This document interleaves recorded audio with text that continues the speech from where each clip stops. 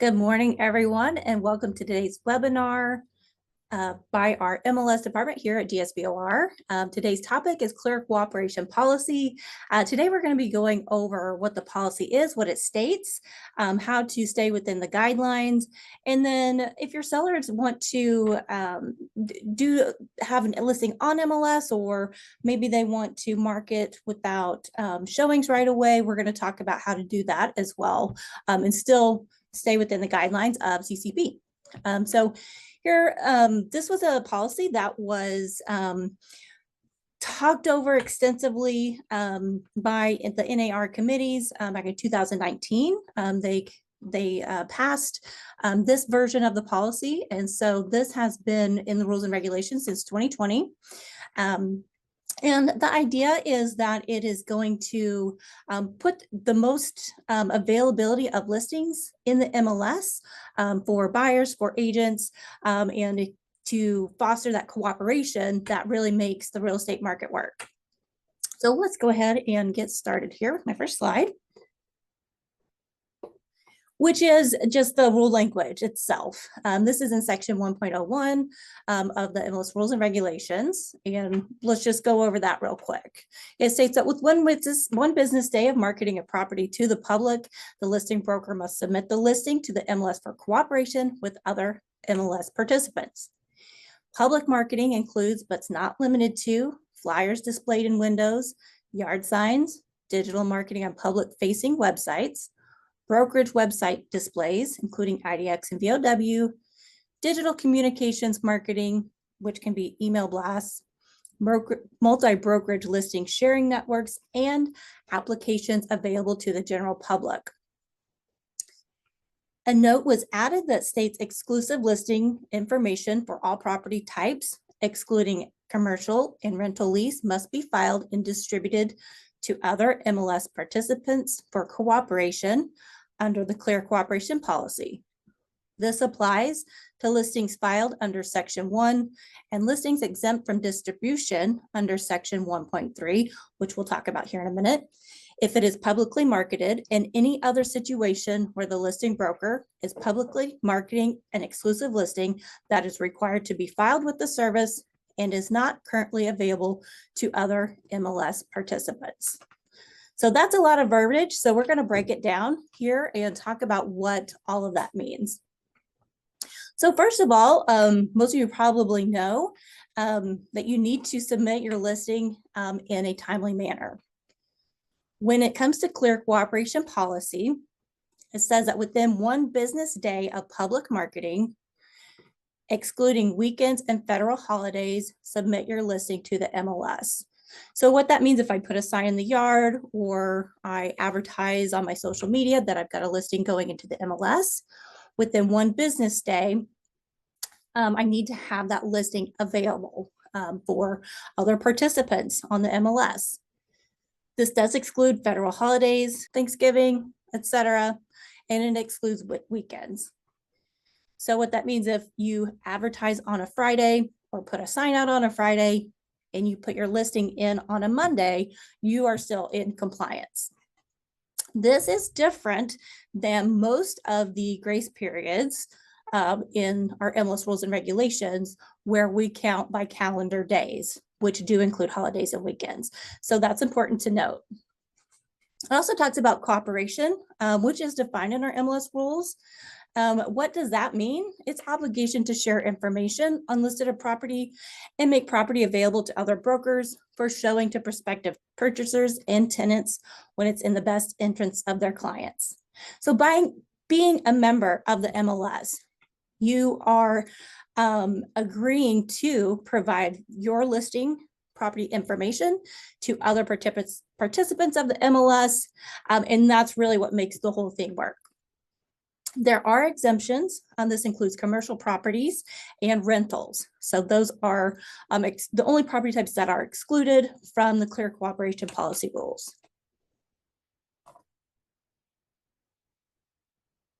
One question we do get quite often is, what is public marketing? So this can be anything from flyers, signs, social media posts, email blasts, Or if you've got closed network groups, say a realtor group, those types of platforms where you're sharing listing information between one brokerage and another, that is all considered to be public marketing as defined by CCP. Now, whenever you are sharing within your own brokerage, that is not considered public marketing. So if you've got a network within your brokerage that you are discussing that listing information, then that's okay. Think of it as you need to keep that listing information within the confines of your office walls.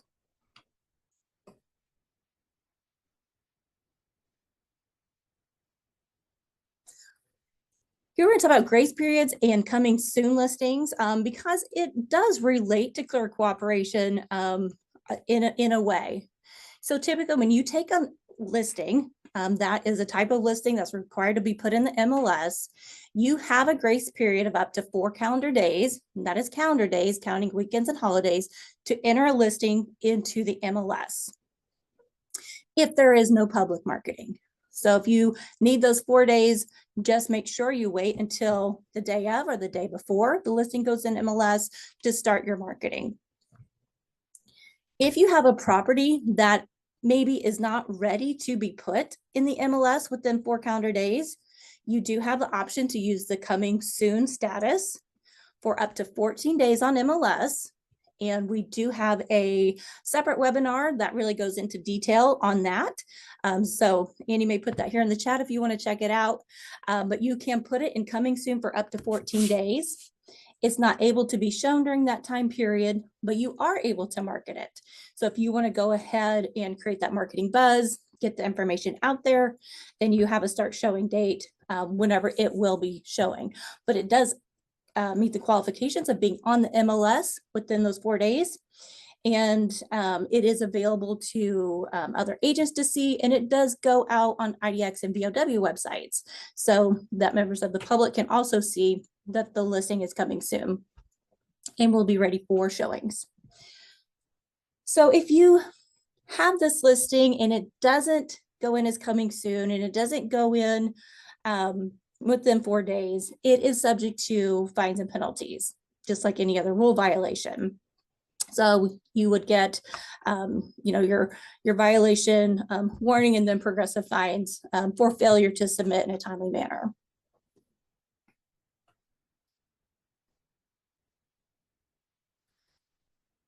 That would be the case, but you do have the option for a listing to not go on MLS. And so you may have encountered this in the past, but you want to make sure that you also follow proper procedure when doing that. So maybe you have a listing that's not going to go on MLS at all. The seller maybe they do want to put it on MLS, but not within 4 days because you're getting some photos done or repairs or something like that. And your sellers don't want to market it as coming soon, but you want to go ahead and sign your employment agreement so you can secure that relationship with the sellers. So the SOMA 101 form allows you to do this. So it doesn't have a date restriction, so it can be withheld for more than 14 calendar days for as long as you need. It does need to be date specific, but you can withhold that property from the MLS until a certain date or throughout the entire listing period, and then submit it as off-market listing after it's closed. I'm going to flip over and just show you what that form looks like real quick. You'll see this in your forms platform. And where it talks about clear cooperation on the form is line 21. So it gives informed consent by the sellers for a lot of different things that, being on MLS is going to, not on MLS is going to be restricted exposure. It's not going to be exposed to thousands of brokers and agents. But it also talks about the owners agree that the broker will not advertise the listing publicly in any way in accordance with section 1.01 of the MLS Rules and Regulations Clear Cooperation Policy.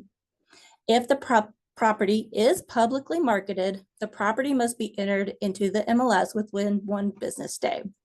So it's really important to note and to sit down and explain this to your sellers, that if they're withholding the property from MLS, they're also need to withhold it from public marketing as well. And that does include the sellers as well. So make sure that they know that they also wouldn't be able to go to, their Facebook or other social media page and say, hey, we've got our property on the market, here it is, and start advertising it.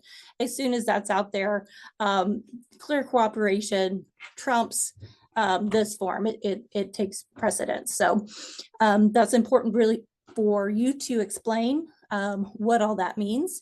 And it's listed here. And it gives consent from the seller stating that they understand those terms.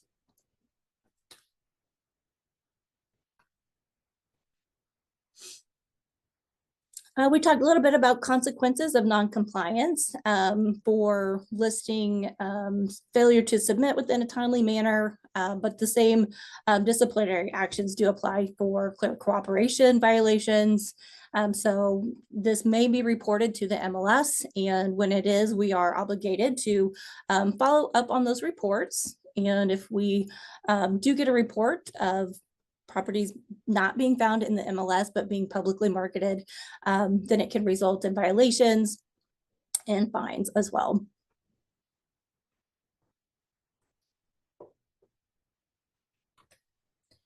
Which is no fun for everyone. So hopefully you're all learning how to stay in compliance today. And myself and my support team are always willing to help you understand those requirements, and please reach out to us with any additional questions if you have them. You can also report those to us. We don't go out and go looking combing through social media posts or driving around looking for signs. We don't do that, but we know that our members are out there, and sometimes they see things, and it's frustrating when you see something available. There's a sign, you've seen it there all week, and you can't find the listing on the MLS. Or maybe you've got a client that says, hey, this home went for sale in my neighborhood, and can you tell me about it? And you're not able to provide that information. So it really hinders your ability to work with your clients and provide that reliable property information in a timely way. So there is a way to report those if you do see it. There's a form on our website and on the MLS dashboard on Flex as well that links to a violation rules reporting form. We do encourage you to take screenshots or photos. That really helps us, especially if there's a date stamp on there that we can verify and follow up with the listing agent. So screenshots, photos are great. You can also email those directly to support@gsbr.com, and those will come to us as well.